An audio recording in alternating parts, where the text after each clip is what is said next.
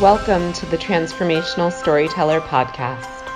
The stories we tell ourselves and others shape the lives we lead. I'm your host, Tirelessly Lyons.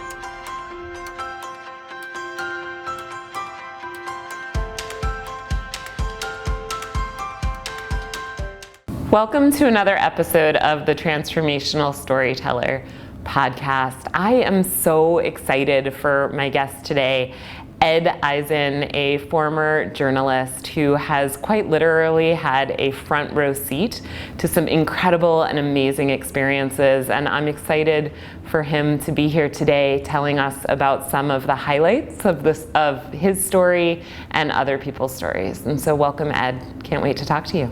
It was March of 1971, and a bomb went off at the U.S. Capitol in Washington, D.C. No one was injured, but this kind of a make-believe bomb went off in a restroom at the Capitol, and hundreds of people rushed out of that building.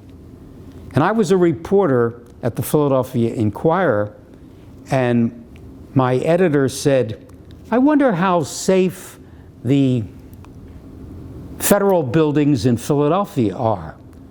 Why don't you run out to at the time, the biggest federal building in Philadelphia, which was at 9th and Market Streets, take a briefcase, stick an alarm clock in there, a ticking alarm clock that would sound like a bomb ready to go off. See if you can use your press pass to get into the building with the security guards there, and go on up to the various floors, the various restrooms in this building, and see if you can get away with it. Let's see how safe the federal buildings are in Philadelphia. Let's test them. So that's exactly what I did. I was wearing, at that time, a Russian fedora intentionally to look suspicious. And I had the briefcase, the ticking clock, used my Philadelphia Inquirer press pass to get through security, and then floor by floor by floor went up to there's 7 floors, the 7th was locked, so I went up to all 6 floors of the federal building, went past judges' chambers, went past courtrooms where trials were going on, secretaries whom I didn't know waved to me, this guy in the Russian fedora. And I stopped by each restroom, waited there with the ticking clock, hoping that some security guard would come in and detect me. So one by one, I went through each of the floors. Absolutely nothing happened. Exited through the post office building at 9th and Market Streets. And the next day, this huge page 1 story appeared in the Philadelphia Inquirer, simply saying in the headline that security at federal building flunks. That's the story.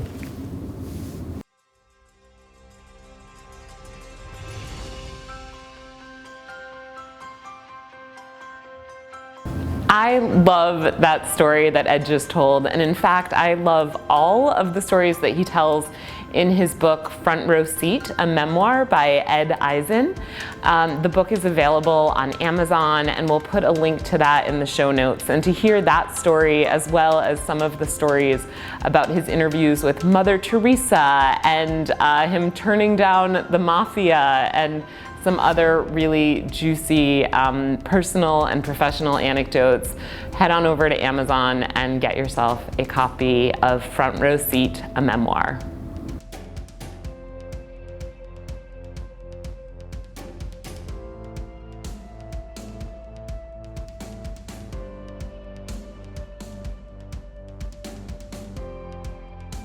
Ed, thank you so much for being here today. I really appreciate it. Great being here with you. Yeah, absolutely. So first off, like, what's it like being the one who's getting interviewed? Because typically it was always the other way around. That's unusual. You kind of have to think twice when you're on the other side of the camera, so to speak. Yeah. I'm the one who has always asked the questions rather than given the answers. So there might be a little pause between your question and my response. Yeah, well, what I love about, especially the story that you chose to tell about posing as a terrorist, which I think is just kind of scary, but also fascinating and wonderful. What I love is that you really thrust yourself into the fire quite a lot of times in the world of journalism. So can you talk about that? Like, about that level of willingness to really go where people weren't willing to go? Yeah, because that's what you need to do as a journalist. You have to be persistent. You have to be aggressive. If you're not persistent, if you're not aggressive, if you're not willing to knock on the door not only twice but 20 times if you have to, that's when people hang up the phone on you, right? So it's all of those kind of things that are critical.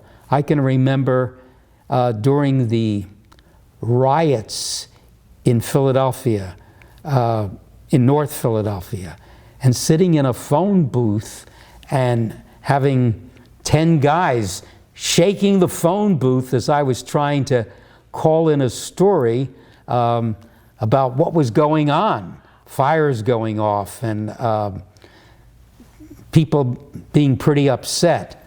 So can be the life of a newspaper reporter. You don't know what the next day will deliver. What happened in the phone booth? Well, I thought they were going to set it on fire. Oh my God. I called the story in, and they just wanted to scare me. They just wanted to, scare my pants off. So I was allowed to leave the phone booth, rush down to my car, and get out of that place. Oh my gosh. When you're telling all of this with a smile on your face, and for people who can't see the YouTube video, I hope they will check that out, because I know at some point we're going to be talking about specific stories and showing photos on the YouTube video. But I just, it's so interesting, this juxtaposition of who you are in your personal life. Like, you're a very, responsible, very, like a stand-up guy, but it seems like you're just fearless. I have been a fearless guy since I was a fearless little kid. As a 7-year-old, reading Superman comic books and reading about the Daily Planet and Superman's alter ego, and I said, gee, that's the guy I want to be. And I knew from that point on, from a 7-year-old kid, that journalism was the path I wanted to take. Yeah. Well, so did you want to be Superman in the cape, or did you want to be Clark Kent? I wanted to be Clark Kent. I love that. I wanted to be the guy with the spectacles, the guy who was a little nervous and unsure of himself, and I was a little kid with glasses and a little nervous, but I've outgrown that. Yeah. Oh, I love that. Well, what was one of the stories as a journalist? I'm sure you were nervous with the terrorism story that you told, but what's another story that you were really nervous going into as a journalist? Yeah, I'll tell you about that one. One day, I was working the night shift at the Philadelphia Inquirer, and I got a phone call from a man who identified himself as Alan Taub. And he told me his daughter had been at a place called Penhurst State School and Hospital since she was a 3-year-old girl. At the point of the phone call, she was now 19 years old. She was blind and developmentally disabled. And he said, "Mr. Eisen, you've got to take a cameraman and you've got to run down to Penhurst State School and Hospital," which was in a place called Spring City, Chester County, just outside of Valley Forge. He said, "It's horrendous. The conditions there are just terrible. They don't live like human beings. They don't treat the people living there like human beings. Go out there. See it for yourself." Wow. I thought, that might be a pretty interesting story. So indeed, I brought a cameraman, and what I saw was exactly what Alan Taub described.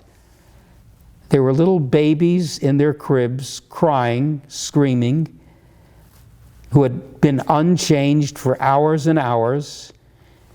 Ceilings, high ceilings in this hospital that was built in the early 30s with fly paper from the ceilings to catch the horse flies. The odor, a stench throughout the place.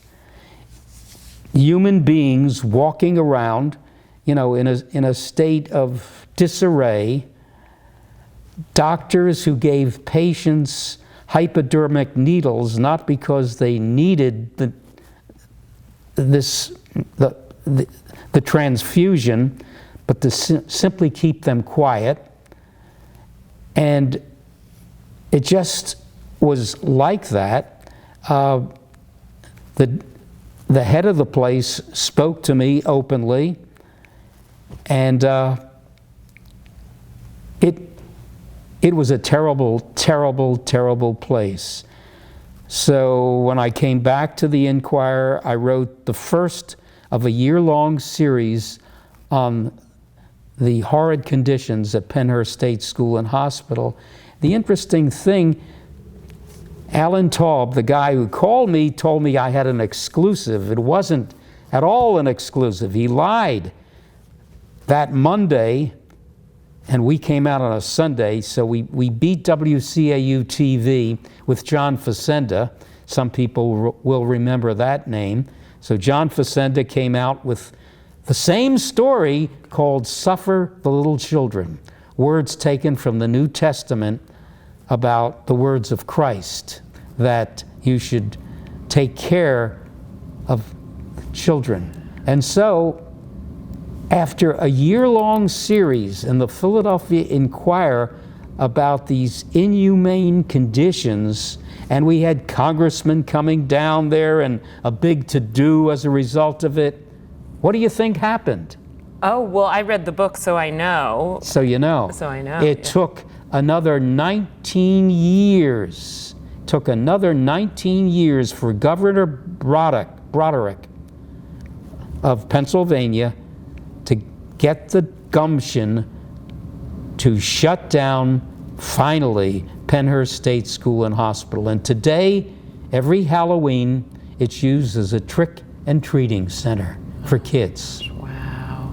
So that's the story of Penhurst. Well, I think it's amazing your relentlessness as a journalist, and I also, and this idea of being a champion of children and parents calling you, and it reminded me of the story that you wrote about the parent who reached out to you because their child went missing, and how you put on your investigative hat for that. And so I wanted you to maybe share a little bit about that. That's a great story, but the interesting thing about that and the hat that I put on was a hat that was not a journalist's hat, but it was a hat of a public relations person, just so that your audience understands the difference between being a journalist as I would think everybody knows, or maybe they don't know, but Journalism 101 teaches you that there should be balance in news. I'm not talking about editorial columns, but I'm talking about news reporting, that you report both sides of a story. I was, at that point in time, I had left the Philadelphia Inquirer, I had left the Philadelphia Bulletin, I had left journalism, and I was working in not the Fourth Estate, which is another name for journalism, but in this thing called public relations. What you have to understand, what your audience has to understand about public relations, is that it's just the opposite of being balanced. The paycheck in public relations is written by your client. Your client could be a banker, your client could be a law firm, your client could be an insurance company that's trying to hide some misdeed that they've done. Your client could be, as it turned out in my case, the mafia in another story. So they're writing the paycheck. Your job is not to write a balanced story. In public relations, you need to think of yourself as a criminal defense attorney. Your client is the murderer, the bad guy, and you're trying to write a white paper on the fact that he's a good guy and how your audience should be sympathetic, empathetic to that client. So now let's take it back to your question. And the issue was this. There was, the client was a man by the name of Bipin Shah. Bipin Shah was a multi-millionaire who had accumulated his millions as the architect of the MAC system, an electronic banking system where, as you know, you go to a gas station and you buy $20 of gas, you pump the gas, and out comes a little slip of, a receipt. Yeah, that paper. Yes, that paper that comes out. Well, years ago, 40 years ago, it was called the MAC machine. It was called a MAC machine. So you would get cash out of that and a receipt and so forth. He's the guy, Bipin Shah, who made millions out of that device, and of course, it's used to this day. So that's the background of Bipin Shah, and he worked at a major bank in the Philadelphia area. He was married once. He cheated on his wife. He got married to a very attractive blonde at his bank, and they lived together for 7 years, and they had 2 children. Her name is Ellen Dever. And after 7 years, or before the 7 years, the marriage broke up. They got divorced. He bought her a $500,000 home some miles away from his mansion. And every Wednesday, she was supposed to bring their 2 children, one 6 and one 9, to his mansion so the parents would share the children. Sarah and Vivi. Vivi was the younger one, Sarah the older one. One day, Bipin went out. Where are my kids? Where are the kids weren't delivered. He called her on the phone, no answer. Where are my kids? So he did some checking. He hired some investigators. He found early on where the kids were. His wife had disappeared somewhere, vanished into thin air in an organization called Children of the Underground. an organization that was run out of a Dunkin' Donuts shop in Atlanta, Georgia, by a woman whose husband abducted years earlier with their child, and he had sexually abused her, this child. And now this was her way of, as she put it, of helping other women, mostly women, some men, whose children had disappeared, and she would help them disguise, put on wigs, put on false eyelashes, makeup, change their identification, their social security, and put them on an airplane somewhere, put them into safe houses, and they would just disappear. Children of the underground. So he found that out. Her name was Faye Yeager. And he called her, he threatened her, and she, of course, she wouldn't release where his wife and Vivi and Sarah were. And he called the FBI, and nothing happened, and he searched and he searched. He put out posters, nothing happened. And he realized the one thing that he was not doing, and the one thing he needed, was what I could deliver: publicity. Publicity in newspapers and magazines, not only locally, but all over the world, from here to China. Where are my children hidden? He was referred to me because Bipin Shah would see a guy by the name of John Allens. John Allens would find dates for Bipin, so he would date all these different women. John Allens knew me from my days at the Philadelphia Inquirer, and he referred me to Bipin. One day, I get a call from Bipin Shah, and he invites me out to his mansion in Rosemont, Pennsylvania. And he tells me the story, and he asks if I'd like to help him find his daughters, his family. And we signed a $10,000 contract, $10,000 a month.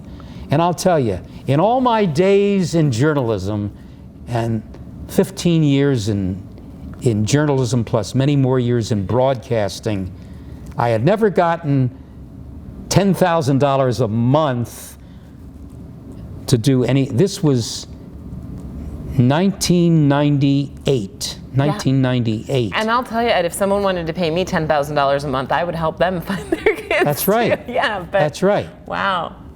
He wasn't the sweetest guy in the world. No, he was gather. a tough taskmaster. But that's the world of PR. You take it as you get it. So I accepted the $10,000, and I put out stories because I can write stories. Yes. That's what I did in my former career. And I got nowhere. He got nowhere. The stories didn't go anywhere. Why didn't the stories make the New York Times and the Wall Street Journal and a paper called the Philadelphia? No one wanted to run the story. Why? And I'll tell you why. News is this. News is, I'll tell you what news is not. News is not dog bites boy, plane lands safely in Philadelphia. That is not news. But news is plane crashes at Philadelphia International Airport, dog bites boy. That's news. That's news. Think about it. That's journalism 101. So. And let me just ask you, what do you mean by that? Like what I mean, that's where I'm going. Okay. Journalists, the New York Times, the Wall Street Journal, the Philadelphia Inquirer, they laughed at me.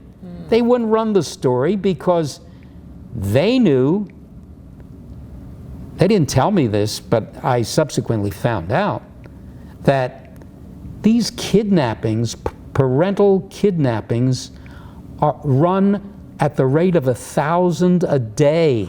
It's, in other words, it's plane lands safely in Philadelphia. Dog bites boy. It's common. It's not unique. It's not unusual. News is what's unique, what's different. This was a nothing story. The media said, so what? So what? The mother runs off with her 2 daughters? What's the big deal? What's the story?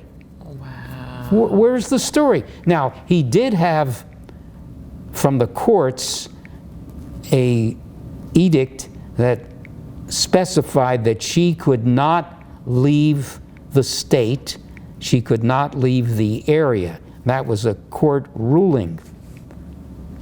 So she left this. Well, he didn't know where he didn't know where she was.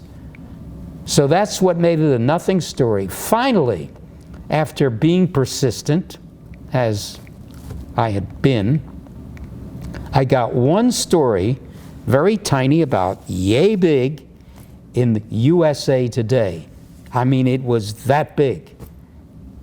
And he looked at the story, and I looked at it, and he said, Ed, you know what I'm going to do? I'm going to cut your retainer.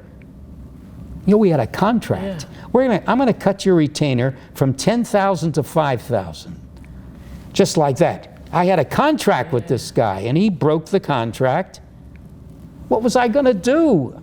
Even $5,000 was a great payday for an ex-journalist. I had a roof to repair. The roof was leaking, and the kids needed a college education. $5,000 a month was, but still, I was somewhat annoyed that he gave me approximately 2 months, and after 2 months, USA Today was the only thing I could come up with. So he said, you're getting $5,000 or nothing. So I took the $5,000, and I said, what am I going to do now?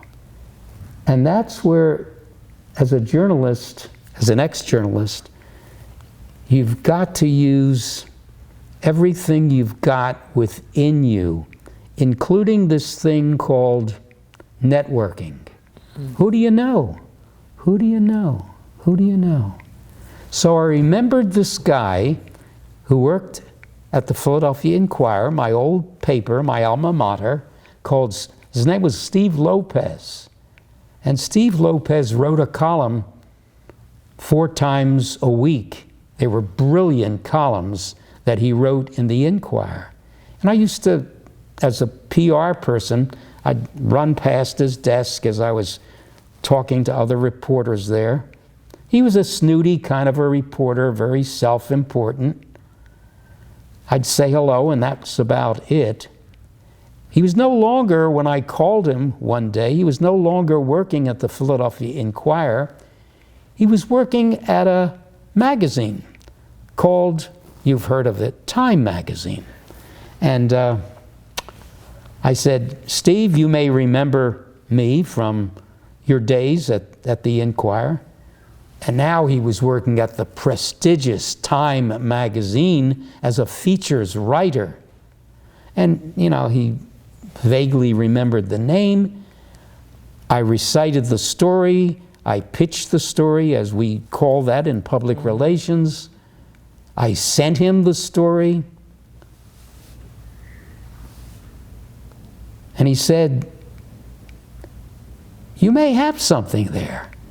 He said, and he understood right away that, you know, this kidnapping stuff by parents is a kind of a non-story, but the story that I wrote got into the emotional part of what Bipin Shah, the architect of the Mac systems, was going through. The phones ringing all of the time, headhunters trying to get a piece of, trying to find the girls.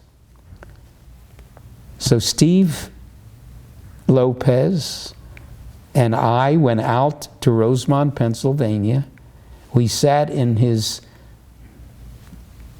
living room, and Steve spent an hour and a half asking questions,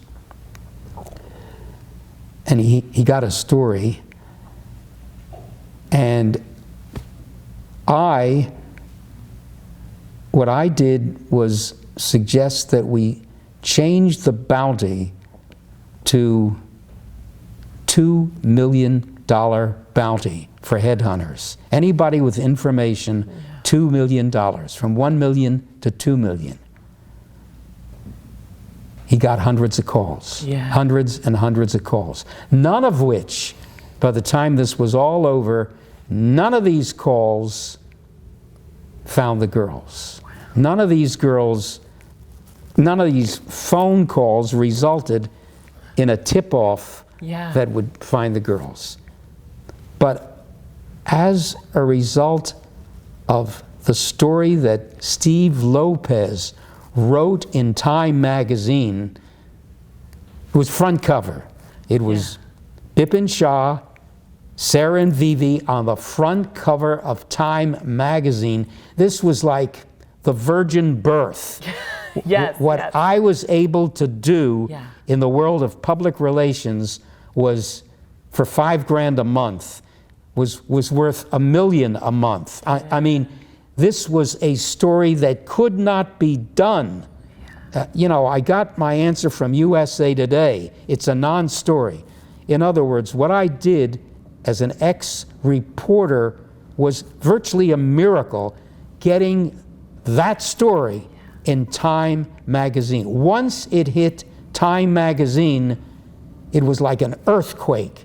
The Wall Street Journal, the New York Times, NBC, ABC, Oprah.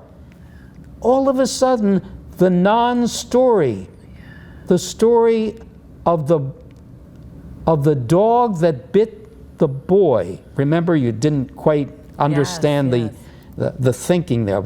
Dog bites boy doesn't belong on the front cover of Time magazine. All of a sudden, it belonged on the front cover of Time magazine. Newspapers and magazines that had turned me down, and broadcast outlets that had turned me down, all of a sudden I was getting hundreds of calls, and that story was all over the world. And we were getting calls from headhunters all over the world. So ultimately, the girls were found in Lucerne, Switzerland. When he got the tip that that's where the girls were hiding, in a home his wife had purchased in Lucerne, he chartered an airplane from Philadelphia International Airport to Milan, Italy, took a limo with hidden dark windows from Milan to Lucerne. It parked outside the home. He ducked down in the car. Two of the guys in the car, two burly guys, grabbed the girls while the mother was screaming, kicking and screaming, "Help, help my girls!" And they were shoved and screamed and kicking into the limo. And there's Bipin, and the girls are still, their daddy, and the girls are screaming, "Mommy, we want our mother." And the limo went from Lucerne to Milan, back to Philadelphia, and the girls were taken back to Rosemont, Philadelphia, where they lived throughout their teenage years. What happened End to the of mom? story. Well, what happened to the mom, though? Did she ever get to see them again? Good story. Good question. Yeah. What happened to the mom is Bipin Shah would not allow the mom to see them without a psychologist always present or always on the phone listening to the conversation, so the mother could not say anything negative about her ex-husband. The mother never of course, the mother did return to the States. She was living for years in New York City and then moved closer to her parents' home in Pennsylvania. And the girls today are in their early 30s. Bipin Shah is around my age, and his wife is around 62. Wow. Oh my goodness. Well, now I want to ask you so many questions. You mentioned transitioning out of journalism and into PR, and I want to ask you about that, but I think I want to make the listeners and the viewers buy a copy of your book to learn a little bit more about that and about how you came to represent two popes as a PR person, and how you also had an experience with Mother Teresa. But so I think I'm going to make them buy a copy of the book to learn about your experiences with the popes. But I would love for you to talk about the moment that you had with Mother Teresa that you said really changed your life, and how you transitioned back from public relations, which they should read the book to hear about how you got into public relations in the first place, but how you transitioned back from public relations to journalism. So I met Mother Teresa in 1975. 1 year before the Eucharistic Congress was to come to Philadelphia, and my role was to handle worldwide publicity for the Eucharistic Congress. And Mother Teresa stepped into the room up on the 4th floor of the Archdiocese of Philadelphia, and she apparently had been told that I was of the Jewish faith, and I was stunned when she said to me, "We of the Catholic tradition are so grateful to you, our brothers and sisters of the Jewish faith, because had it not been for you, Catholicism would never have existed." It was as if an elephant had just left the room. No one had ever said that to me before, so I was really taken by that. But in this discussion that we had, which lasted something less than an hour, she looked at me and said, "You know, Ed, you don't have to be a nun to have a purpose in life." And she looked me in the eyes and she said, "Do you have a purpose? Do you have a purpose?" And I paused and I said, "Well, I did have a purpose, but I lost it." And I told her that I had been and have been frustrated and unhappy having left the Fourth Estate, journalism, and that I really wanted to get back into journalism, but the doors were really closed for me, because once you leave journalism and you go into what is called its cousin, public relations, editors don't trust you. They don't believe you. They simply, because you're considered a spin doctor, I can't get hired. I've knocked on many, many doors, and I simply can't find any opportunities as a journalist. And her response to me is, "I will pray for you. I will pray for you."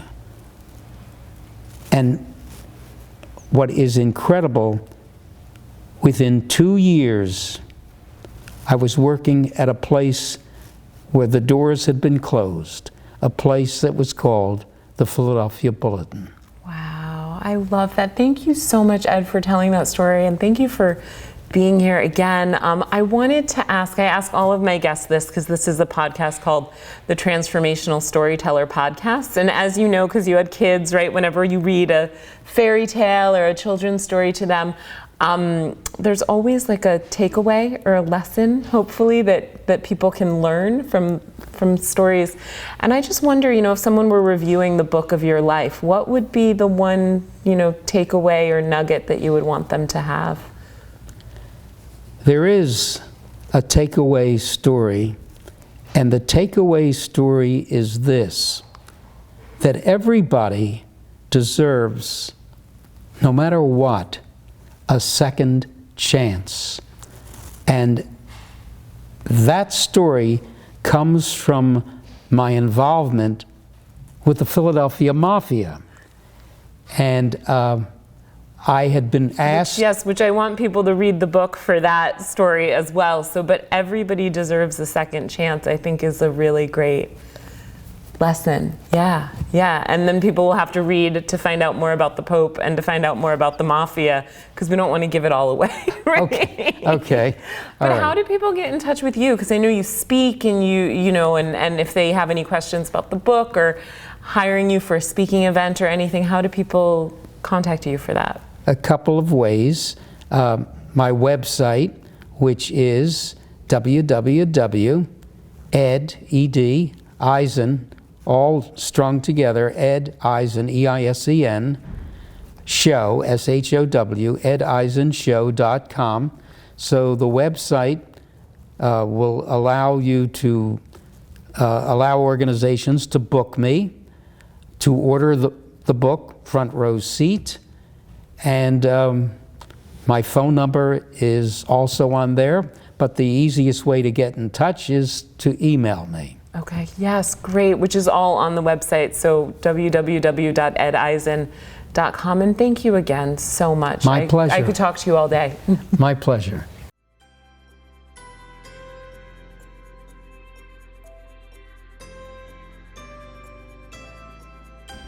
Thank you for tuning in to another episode of the Transformational Storyteller Podcast. As always, thanks to our episode sponsors, our production team at Rebel Hill Consulting, and of course, many thanks to you, the listener. Whoever you are, wherever you are, I hope you're creating stories that empower you and inspire others.